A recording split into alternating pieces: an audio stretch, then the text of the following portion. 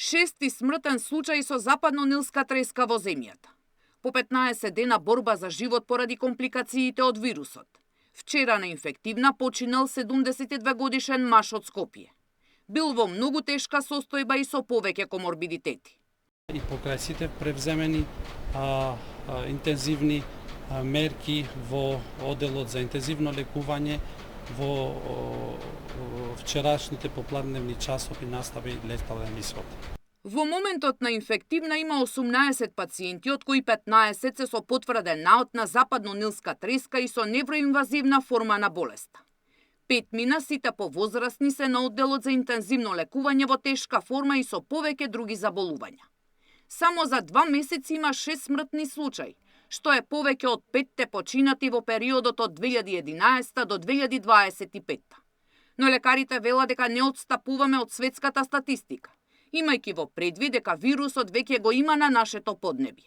Според сите напаствија што се дадени податоци што ги земаме од CDC и од ACDC, значи ние смртноста кај овие пациенти се зголемува како што е и возраста понапредната. Така што за тоа што имаме тешки случаи, тоа не значи дека отстапуваме од другите земји, туку сме во склоп на тие проценти кои се научно веќе потврдени.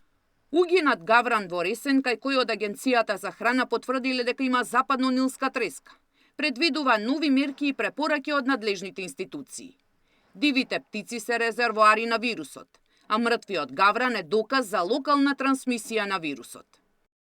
Во моментот само ќе изадиме мерки за предпазливост во општина Ресен и кон матичните лекари и кон општината во врска со мерките што треба да бидат преземени.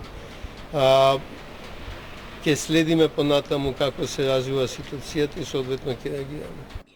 Здравствените власти апелираат до граѓаните да пријавуваат ако има угинати гаврани, бидејќи е стационарна птица и показател за локална циркулација на вирусот.